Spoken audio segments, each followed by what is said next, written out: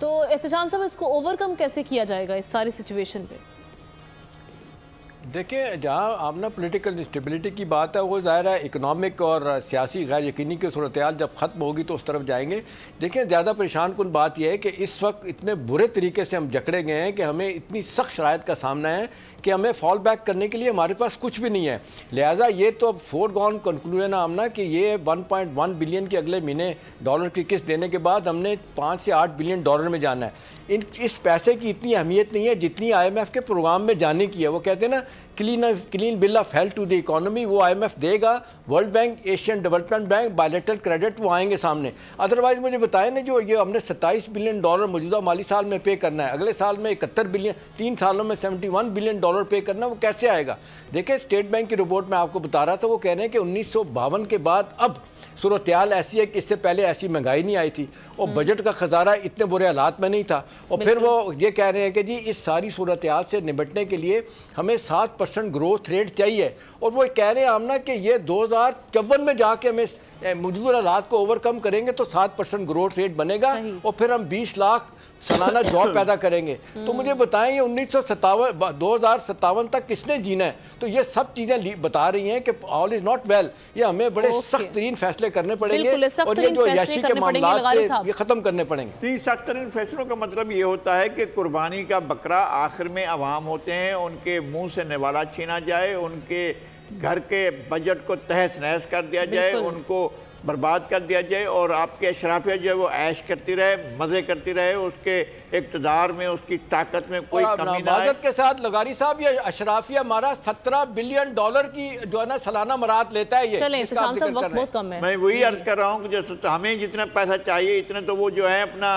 मराहत ले जाते हैं और उनके लिए ही मराहत के दरवाजे खुलते हैं। वो कुर्बानी देने के लिए तैयार नहीं है। इधर से अगर कोई ज़रा सा भी आवाम को कोई चीज़ देने की कोशिश की जाए तो वो कहते हैं कि हम कैपिटल भी लेकर जा रहे हैं और हम खुद भी यहाँ से जा रहे हैं, आपका मुल्क छोड़ रहे हैं। ये होता है उसकी तरफ से।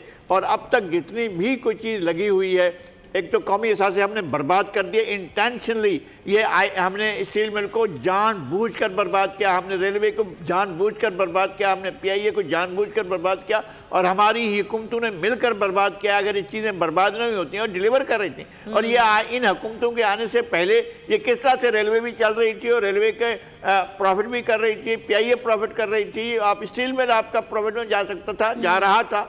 और जब इन्होंने वो किया और सारी मराहत अशराफिया के लिए हैं और उसमें अशराफिया हर तरह के अशराफिया, ब्यूरोक्रेटिक अशराफिया भी शामिल है, सियासी अशराफिया भी शामिल है और सारे लोग भी शामिल हैं। और ये अगर ऐसा करेंगे तो जाहिर है फिर आपके लिए बचेगा क्या?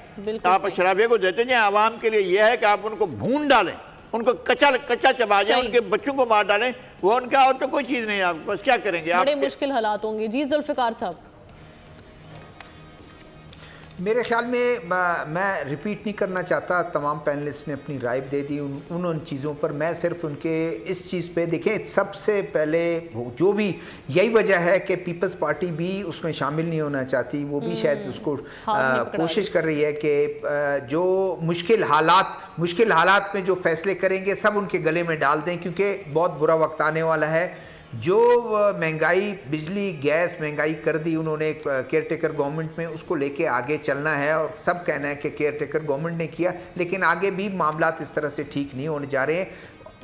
आपको सख्त फैसले करने पड़ेंगे।